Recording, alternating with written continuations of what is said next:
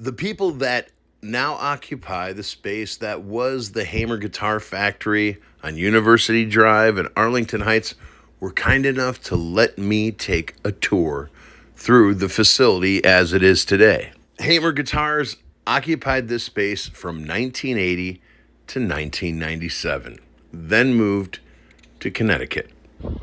Hello, America. Today is a very special episode for me because we have been allowed to tour the place that I worked at in the 90s, and that is Hamer Guitars. Over my shoulder, you see what was the original Hamer Guitar Factory at 835 University Drive in Arlington Heights, Illinois.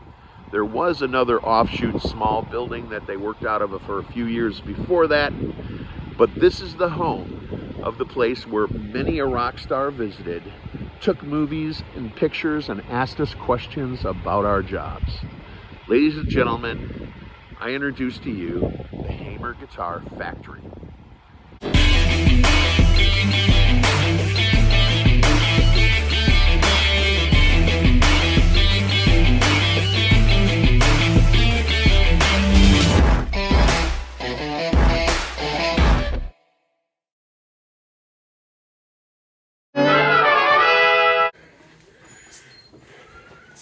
This is where the secretary sat, and she basically ran the company.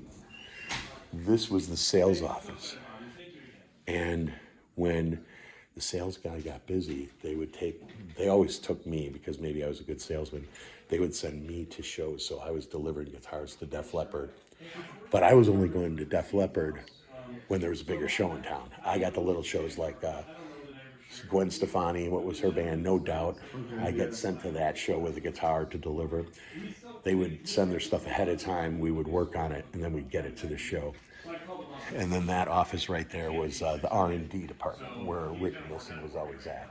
That was, it started out as Frank's office, but then Frank turned it into the testing room, kind of like where Rick Nielsen would spend a couple days for about a year. He would spend a couple days a week in there. Really? He would drive up with his little tiny convertible sports car.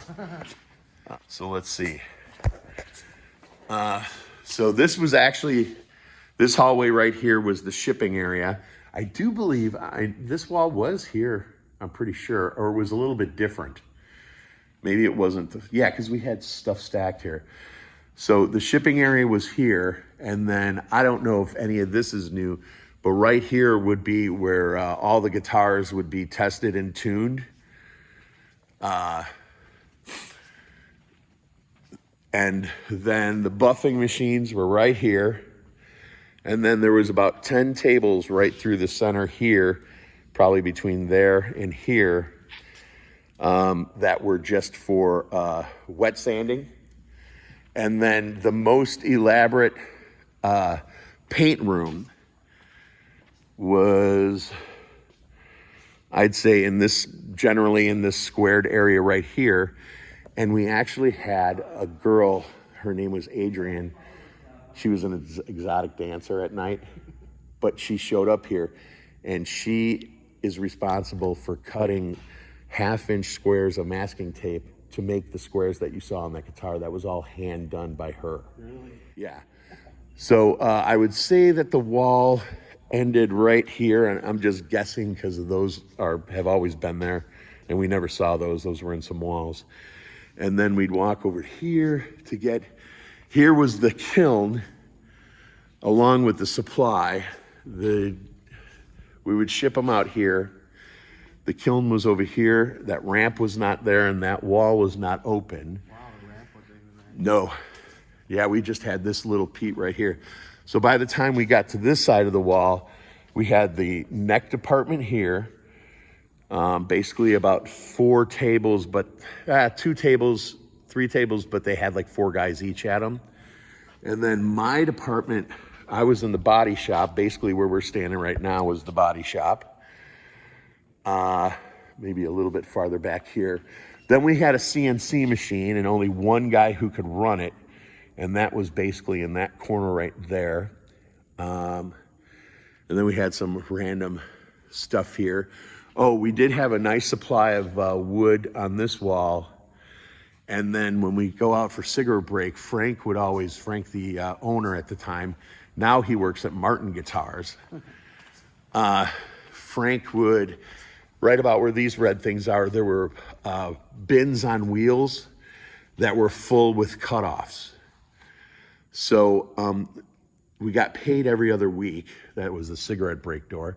We got paid every other week, and I couldn't, by the end of the second week, I couldn't afford to go out to lunch with all the guys. So I actually started whittling guitar picks out of these exotic woods, and that's the company that I have now. Really? Yeah, and most of my customers are Nashville studio guys, LA studio guys, and I'll just re-mention that the chunk of wood that made the 5-neck guitar sat right about in here for about 4 months before anybody touched it, and everybody in the factory got to do some work on it, which is why everybody got a picture with it. Yeah.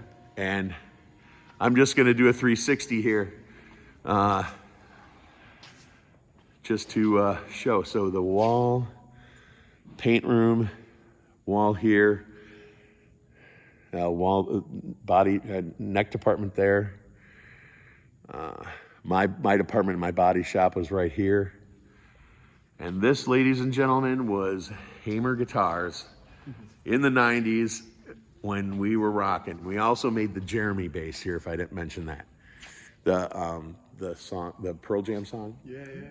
It was our first acoustic guitar. The duotone was the body style. And that's pretty much it. So a lot of history happened here. Oh, the other cool story is that when famous people would show up, they would come around and take videos of us and ask us questions. Yeah. So we were like the rock stars for them, you know. They wanted to know everything we could tell them, you know. So that was really a lot of fun. Especially Jeff Ambit from Pearl Jam. He always had his handheld 8mm camera every time he walked into this factory. So this is a very, very, to me, I'm sure to a great part of the world, but being one of the people that worked here, is a big deal to me, and I appreciate you guys so much today. Hey, Uncle Ebony, I was just wondering, will I grow up to be a big, strong, forever guitar pick just like you? It doesn't matter how big you are, son. It matters what you're made of. And inside of you is some of the most exotic woods from across the world. Each exotic wood makes a completely different tone, and no string gnaws like plastic. Any other questions, Jazzy? Yeah, why is it that ever since Grandma got her vaccination, her car keys stick to her forehead?